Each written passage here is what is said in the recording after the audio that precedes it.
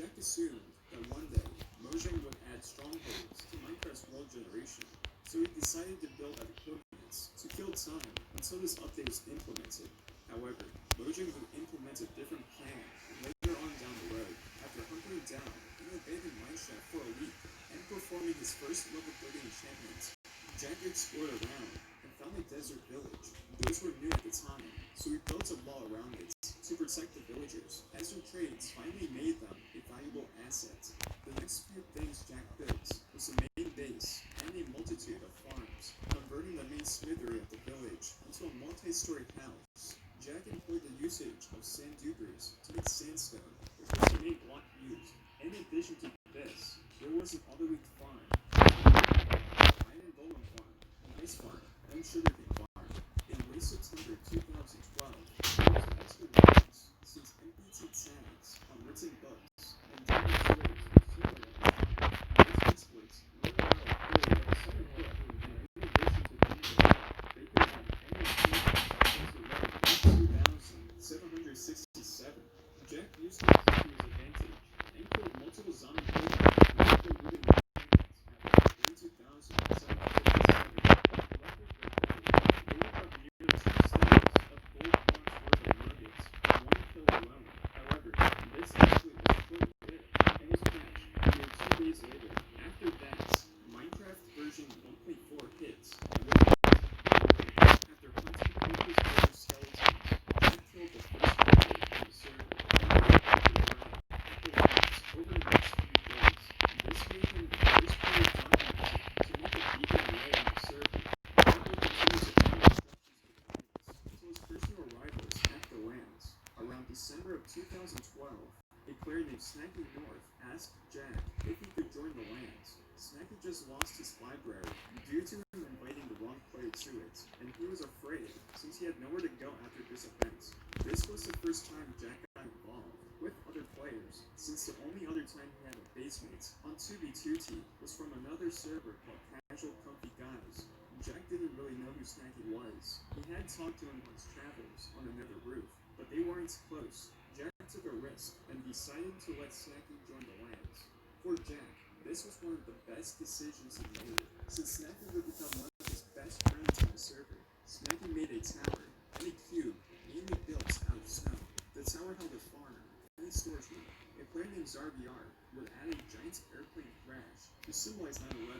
About a year later, Snacky North would also give the base a name, the Land of Norths and Nipples. But that was a long name, so they usually called it the Lands for short. They had fun at the lands by playing, chatting, and doing anything, since they were alone out there. Eventually, the lands would have waves of players joining and visiting. The players Snacky North, ZarVR, Exalted Spartans, a War Guy, and Stupid Walrus were among the first wave. The next wave would be in October 2013, when the main group returned from Valkyria by riding on the nether roof using horses. These players were Kinorana, Bran Nilin, Bubster, the Pompano, and Parthicus, who all joined in on the ride. Tristan would later join after Bran Nilin and a War Guy came, since AWOL after Valkyria was briefed. A lot of players were loosely associated with the lands as well. Players like Xsub2, Silver Crown King, Kane's Law, Wicked Man, and even the infamous Warmonger would visit. However, with more players coming to the lands, more conflict started to happen. Bran Nilin didn't like Kinorana and ZarVR, and would frequently yell at them in chats and on Skype. Tristan was only loosely associated with the group, and largely kept secrets from them, mainly playing around with pyrobites. And as if all that weren't enough, even Popov himself followed the group. After they rode all the way from Valkyria, using the account Radical Hiccup, he figured out how to get up on another roof, which was disabled to non-horse riders from a machine designed to get horses up there, which was left near Valkyria's Netherside portal. After stealing a few items from the stash, Popov seemingly never logged into Radical Hiccup ever again. Even with all of this conflict, they would contribute structures to the lands. Exalted Spartans built a port structure named the Taj and Altus. He never finished the interior or the surrounding structures, but it was still impressive. The 2B2T Fish and Wildlife Corps headquarters were built by Bubster and the Pompano, an automatic fishing farm, and an expansion of the Iron Golem farms. In total, there were 3 Iron Golem farms connected to a central Iron Golem farm, in memorial of all of the was the one who built mainly everything at the lands. Jack would then build a small vault for duped items during the 1.5 Minecraft dupe, the Sky Temple of Autism in May 2013, the Sword of Akasha in late 2013, a blue glass pyramid filled with water in early 2014, and a gold farm that went all the way to bedrock. This was one of the first gold farms on the server, back when there was a useful thing to have. As for the Sky Temple of Autism, Jack started creating it in July 2013. Around that time, another large YouTube Minecraft group, known as Minecraft, had reached a peak of their popularity, and they reset their server map in anticipation for Minecraft version 1.6. Before doing that, the Minecraft group made a giant tour of every structure that was built on the map.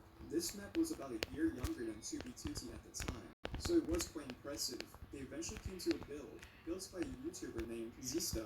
He built a sandstone structure called the Lens, which inspired Jack greatly. Instead of sandstone, Jack would use stone brick, since it was easier on the eyes, classy, and easy to obtain.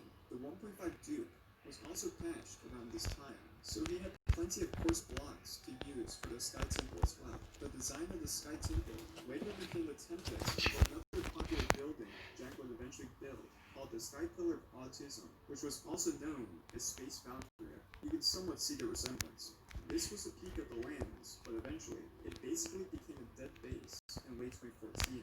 Jack's basemates would slash kill back to spawn periodically, and most of the basemates started to lose interest since there wasn't really much to do at the lands. When Jack logged in, nobody was there except for him. Eventually, all of the players went on to do other things. Jack went to his other solo base, which was called his Island Paradise, and in August 2014, Stupid Walrus created an end base. Jack found out about a plugin to regenerate bedrock in the overworld and nether at that time, so he told Stupid Walrus to generate a strip of bedrock going over 10,000 blocks out and make something cool at the end, but he only went about 1,500 blocks out. He built a house with tons of mobs he wrangled there. Eventually, this would make all of the basemates meet again for the creation of Space Valkyria. But that's a story for another day. In March of 2016, the lands fell as a result of the now infamous bedchain teleportation exploits of early 2016.